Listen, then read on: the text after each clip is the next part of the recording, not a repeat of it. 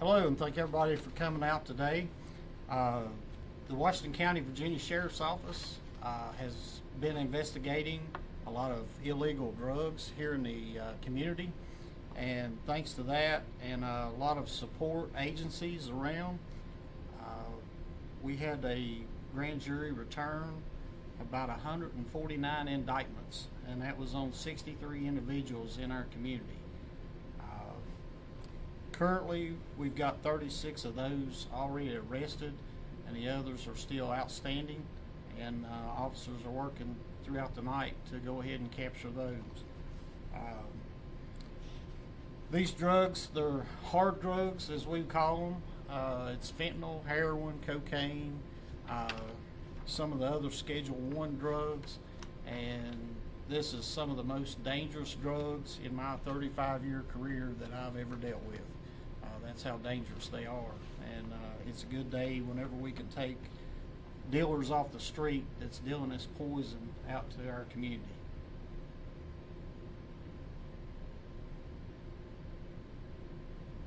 Questions? Yeah. So, how many, if you could estimate how much pounds, how much Schedule I drugs was?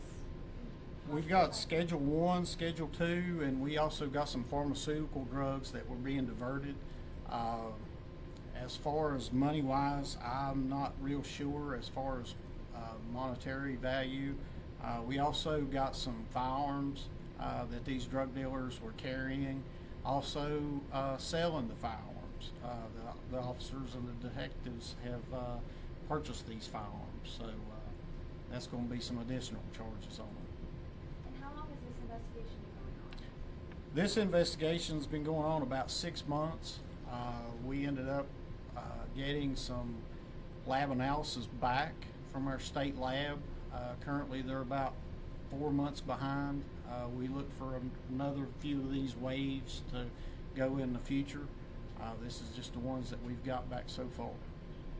Is this something that you have seen kind of growing as a concern in Washington County, Virginia? It is.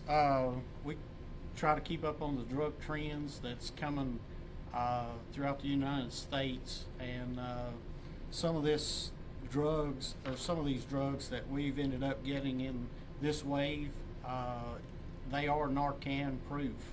The Narcan doesn't act on them, which makes them that much more deadlier because we don't have a cure for it or some kind of antidote for it. How can the community kind of keep themselves safe, or what can they kind of look out for in regards to a situation like this?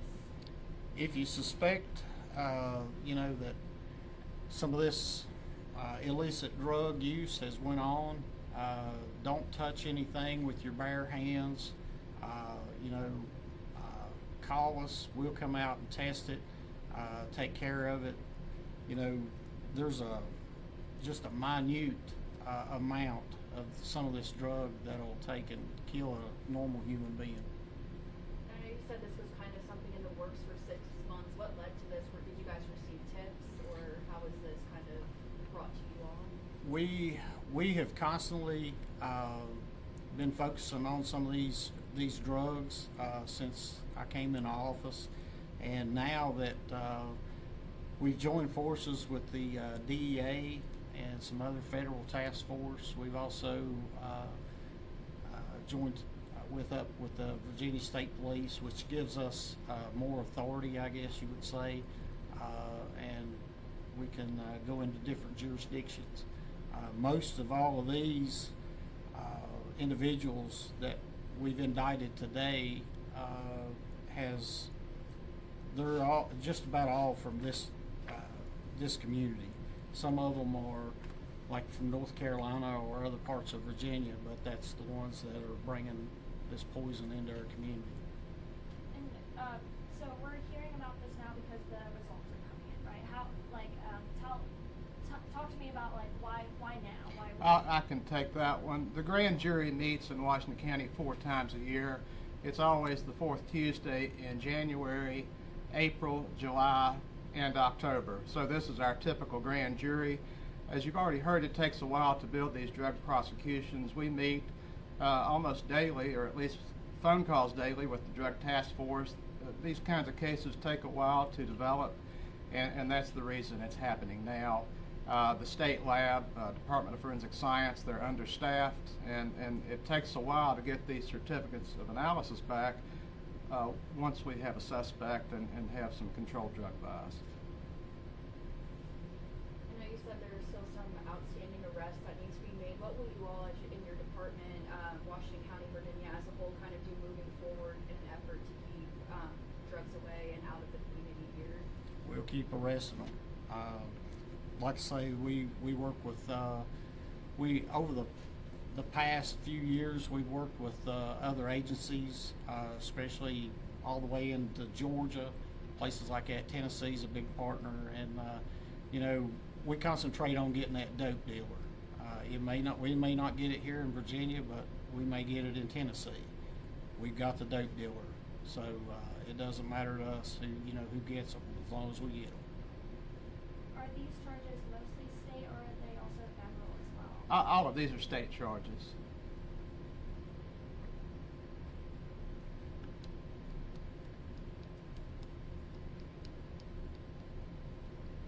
Well, we appreciate y'all coming out today. She's got another question. I'm thinking. I'm thinking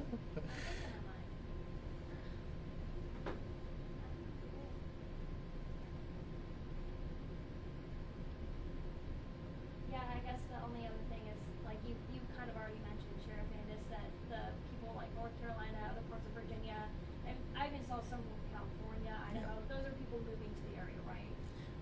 That, or they're greedy. The dealers are very greedy, and they have a callous disregard to any of the users or anybody around here. And they deliver that stuff here, and we end up, we want to get them. And that's where the charges come from. So these 63 individuals are dealers? They are all dealers.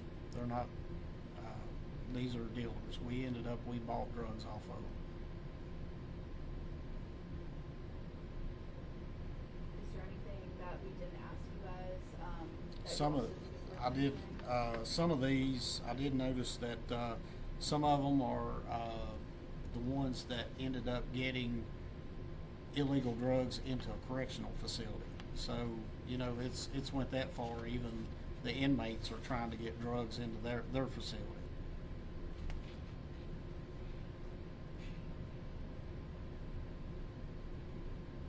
Why Southwest Virginia, do you think? Why Washington County, Virginia? This happens everywhere. It does. Of course, we share a border with Tennessee, and we have an interstate highway system. Then we have 19 going into the coal field. So it's just kind of a transportation hub that is surrounded by other states and jurisdictions. But these problems happen everywhere.